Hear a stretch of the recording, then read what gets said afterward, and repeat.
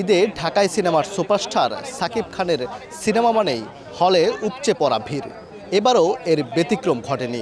এবার সাকিবের বরবাদে মজেছে তার ভক্ত ও সিনেমা প্রেমীরা।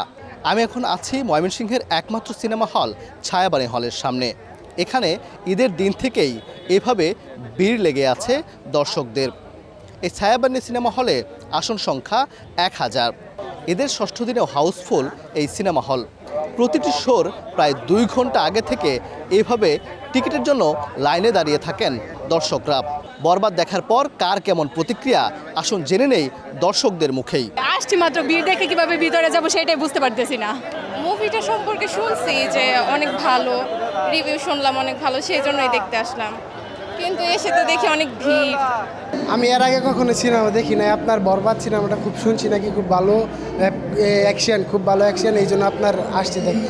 আসলে ওর আগের যে গেট আপ, এখন যে গেট আপ, ফুললি এখন তামিল একটা গেট আপ আসে, মানে একটা নতুন লুকে আমরা দেখতে পাই, যার কারণে আর কি দেখতে আসা। প্রায় 2 কিলোর মতো হাইটে আসি, এরপরেও কি সাকিবের সিনেমা দেখা তারপরে বাড়ি ফিরবো।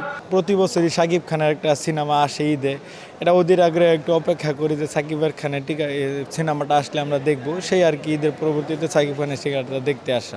লাইন ধরে টিকিট কেটে গেছি, ছবি টবি দেখছি, খুব মজা লাগছে। শাহিদ খানের একটু পুরো করা হয়েছে, পুরো মাথা নষ্ট করা ছবি। এই ঈদে সবচাইতে সুন্দর মুভি হয়েছে ভাই, এটা মনের মতো ছবি হয়েছে বড় ভাই, মনের মতো বড় ভাই, একের বড় ভাই, একের। সিনেমা খুবই ভালো, বাট পরিবেশটা একটু উন্নত করলে আমাদের জন্য একটু ভালো হয়। যতবার দেখি ততবারই ভালো লাগে। এ পর্যন্ত 7-8 বার দেখছি। অ্যাকশনগুলো বেশি ভালো লাগছে, গানগুলাও ভালো ছিল। অসাধারণ অসাধারণ ছবি, কিছু বলার নাই, জাস্ট শুধু সাইলেন্স। আমরা বরবাদ ছবি দেখতে আসছি, সাকিব ভাই অনেক ভালো অভিনয় করে এবং অনেক অ্যাকশন সুন্দর হয়েছে, এর জন্য আসছি। প্রতিটি শো এমন হাউসফুল থাকায় উচ্ছ্বসিত হল কর্তৃপক্ষ। তাদের আশা ঈদের মুক্তি পাওয়া সবগুলো সিনেমায় পাবে এমন দর্শকপ্রিয়তা।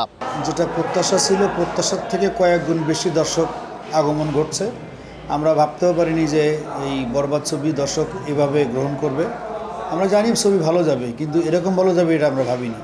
আমরা ঈদের পরের দিন আপনারা তো শুনে থাকবেন যে রাত্রে 12টা থেকে 3টা পর্যন্ত আমাদের ছবি চালাতে হয়েছে দর্শকদের রিকোয়েস্টে। বিগত কয়েক বছরে এই বরবাদের মতো ছবি আর হয়নি, আমরা পাইনি। তুফানকেও ছাড়িয়ে গেছে আপনার বরবাদ মুভি। এখন দর্শক যেহেতু হলমুখী, এখন মানুষ সিনেমা হলমুখী মাঝে কত বছর সিনেমা আসতে চেত না, আর আমরা সিনেমা হল শীতাতপ নিয়ন্ত্রিত করছি, আপনারা হয়তো শুনছেন। আমরা দর্শককে হলমুখী করার জন্য যা যা করা দরকার সব কিছু চেষ্টা করতেছি।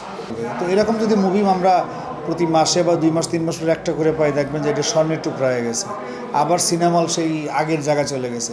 এটা একটা মনে হবে একটা পর্যটন কেন্দ্র তৈরি হয়ে গেছে। এটা যে টিকায় রাখছি এতগুলো লোক দিয়ে, বিদ্যুৎ বিল দিয়ে, এসি বিল দিয়ে, এটাই ছিল টাফ। তো এরকম যদি দর্শক আসে, আমাদের মাসে একটা না 2 মাস 3 মাস পর যদি একটা ছবিও পাই, দেখবেন যে সিনেমা সে আগের জায়গায় আমরা নিয়ে গেছি। ময়মনসিংহ নগরীতে একের পর এক হল বন্ধ হতে হতে টিকে আছে শুধুমাত্র এই একটি সিনেমা হল। হল সংশ্লিষ্টরা বলছেন শুধু ঈদ কেন্দ্রিক নয়, যেন বছরব্যাপী নির্মিত হয় ভালো গল্পের সিনেমা, তাহলে আবারও হলমুখী হবেন দর্শকরা। ওবায়দুল হক, সময় সংবাদ, ময়মনসিংহ।